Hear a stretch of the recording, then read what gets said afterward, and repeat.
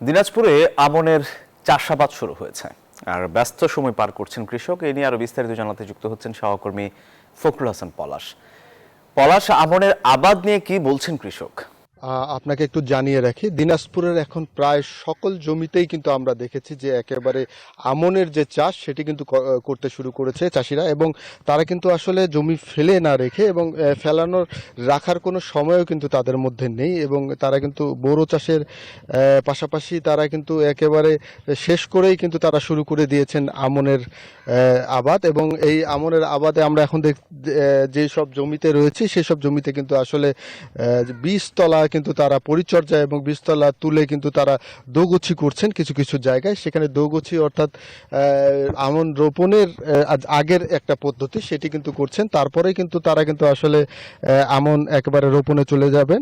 এবং আমরা কিন্তু কিছু কিছু এলাকায় দেখেছি একেবারে আমনের ভরা একেবারে চাষ কিন্তু তারা করছেন, এবং পাশাপাশি কিন্তু কৃষকরা বলছেন যে আসলে গতবারে কিন্তু তারা কিন্তু বড় মৌসুমে যদি আমি বলি তারা কিন্তু ক্ষতির সম্মুখীন হয়েছেন, বিশেষ করে বৈরী আবহাওয়ার কারণে কিন্তু তাদেরকে বেশ ভোগান্তির শিকার হতে হয়েছে, বিশেষ করে ধান কাটার সময় ভোগান্তির শিকার হতে হয়েছে, এবং ধানের যে ন্যায্য মূল্য সেটিও কিন্তু তারা পায়নি। এবং তারা বলছেন যে সেই ক্ষতি কাটিয়ে উঠে কিন্তু এই আমনের তারা কিন্তু আশায় বুক বাঁধছে। তারা মনে করছেন যে এই সময় এই আমনের মধ্যে দিয়ে কিন্তু তারা কিন্তু তাদের ক্ষতি কাটিয়ে উঠবেন অনেকটাই, সেটি কিন্তু আমাকে জানিয়েছেন কৃষকরা। এবং পাশাপাশি এখন যে কর্মযোগ্য সেটি কিন্তু আমি আপনাকে ক্যামেরার চোখে একটু দেখানোর চেষ্টা করি।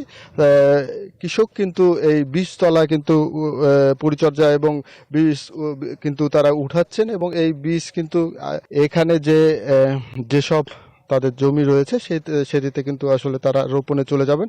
এবং পাশাপাশি কৃষি অফিসের তথ্য যদি আপনাকে একটু জেনে রাখি, কৃষি অফিসের তথ্য মতে দিনাজপুরে 2,60,000 হেক্টর জমিতে কিন্তু এবার আমনের আবাদ হচ্ছে, এবং কৃষি অফিসের পক্ষ থেকে সার্বিক সহযোগিতা কিন্তু তাদেরকে করে যাচ্ছে, বিশেষ করে কারিগরি সহযোগিতা কিন্তু এই কৃষকদের মাঝে দিচ্ছেন তারা। তো দিনাজপুর থেকে এই ছিল আমার কাছে আমন আবাদ নিয়ে সর্বশেষ। ধন্যবাদ আপনাকে।